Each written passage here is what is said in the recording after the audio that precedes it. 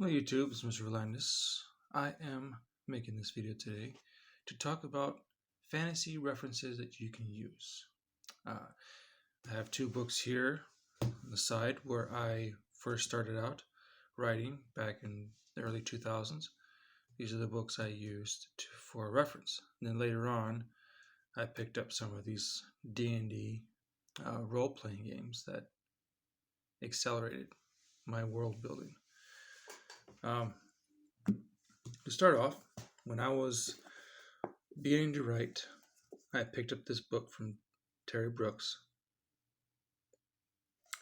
and it goes through and it gives you words, it gives you structure, social orders, how buildings were laid out, even castles, and gives you descriptions of different races in here. Different words for different classes of people, class structure, excuse me, how people dressed, just so that when you're writing a story, you can build it believable. And then again, if you're not wanting your book to resemble anything of our world, then you don't need this book. So, this is another book, How to Create Personalities That Keep Readers Captivated. Dynamic characters. This was an interesting read. It just went through and talked about how to create your characters in a believable manner. There you go. You could look it up. If you guys want to pick it up, you can. When I got it, it was a lot cheaper. Anyway, the next book was this one, Forgotten Realms rule book for role playing.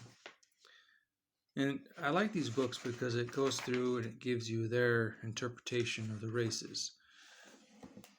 You can pause that, look at the table of contents if you want. But I try to take care of these books because you never know when you need them to read through.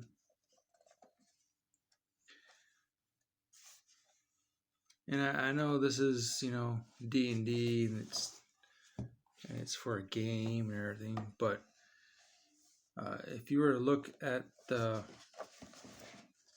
comparison to a writer to a D&D DM, GM, they're really not much different. Because when you are GMing or DMing, you have to have something where your story is and where you're going to take your characters and what creatures are they going to encounter and what's the quest, what's the plot, what's going to happen, the locations, the world, economic systems. So D&D isn't that far off from a fantasy writer. This book set I love. I paid about $100 for it. Oh, and it's heavy. But I got the Dungeon Master's Guide because I knew back when I was playing D&D, the Dungeon Master's Guide I was never able to look at because he didn't let me. He was very mean like that. Anyway, but in here it gives you the system, how to play, how to send your characters through adventures, how to build a problem, how to build a solution, and storytelling and all that stuff. You structure your world. It has also very good pictures in it too. I like. It invokes inspiration.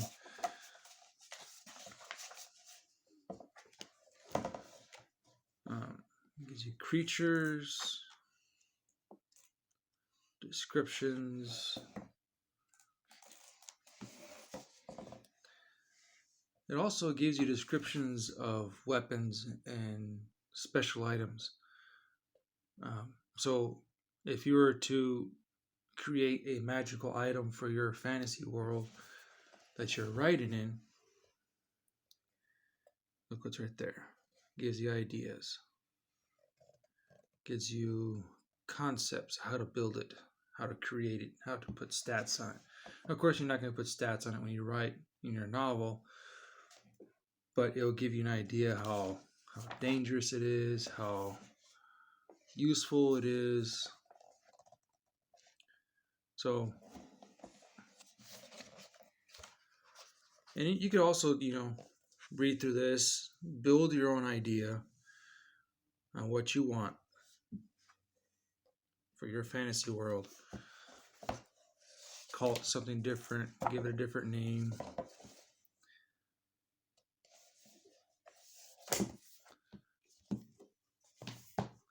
Then they have the monster manual. Let me show you that one. This one's pretty neat. I like it. The artwork for D&D stuff is just, it's awesome. And the guys who built this game system put a lot of work and effort into creating it. So look at that picture. Doesn't that just give you like inspiration vibes and to write about something like that? Like, where'd the dragon come from? Who was its master, or was it the master of the world?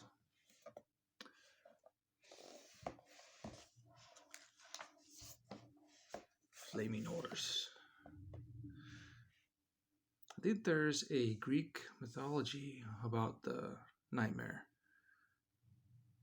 I don't know it, but I think there is. Anyway,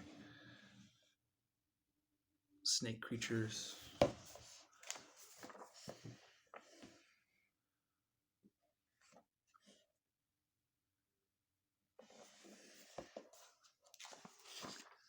And of course, there's people on YouTube that do complete flip throughs of these manuals and descriptions of the creatures. So I'm not really going to go into too much detail of that, but just to give you an idea of where you can build your world from, and this is kind of like what I've done is I went through D&D, I played D&D, I've made up my own characters, background stories, and that's one thing I liked about D&D is it gave you the avenue to do such thing. This is the handbook. This is where you read through and get stats and create your player, your character.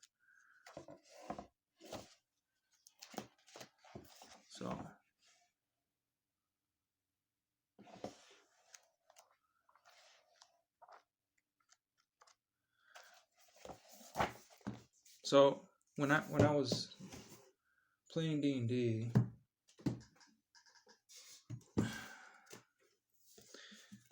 I picked up this thing years ago. As you can see, it's kind of been worn out, taped up, fell apart, taped up again. So it's seen some use. So in here, I have stories that I've written, languages, characters, weapons that I want to be special. And I write this stuff down because I want a place I can refer back to.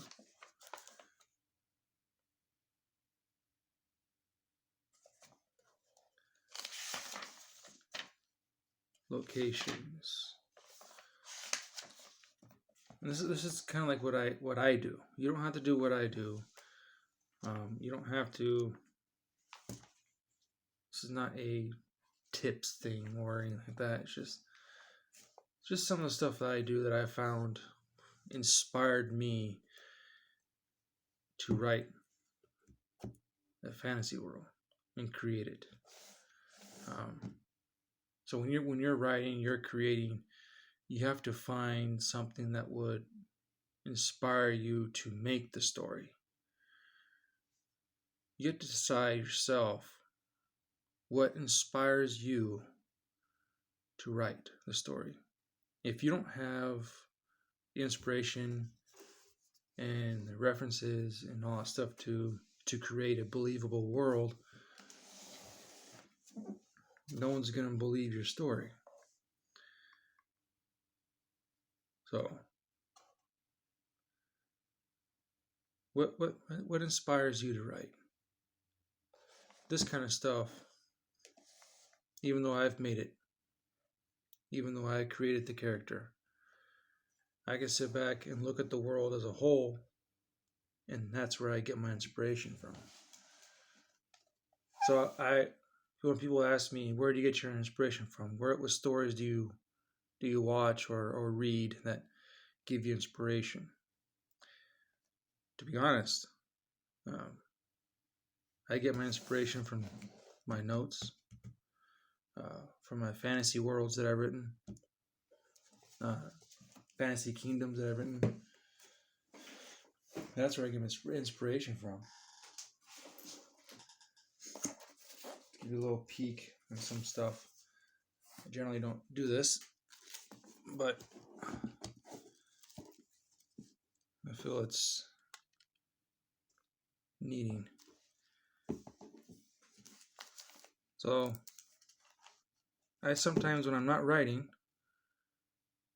I do this because it creates an avenue of inspiration.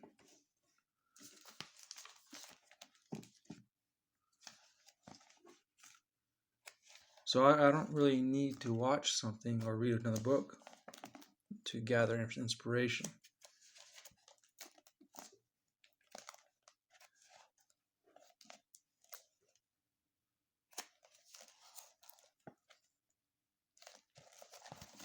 So I don't want to sound cocky or anything, but just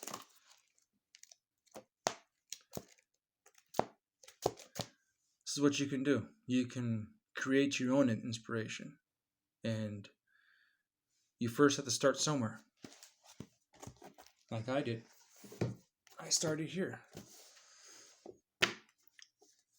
And then I started creating my own stuff, creating my own inspiration. Anyway, this is just kind of an idea on where you can get started, where you can build from, and end up going. Anyway, I don't want to rabble on too much, but everybody have a wonderful day. Thank you for watching my videos. I greatly appreciate it. For all those who have supported me, thank you very much. I'll leave my descriptions and links, in the description below. I have a coffee page, all that stuff. So thank you for watching. I hope this was entertaining information for you. And as always, guys, stay being creative.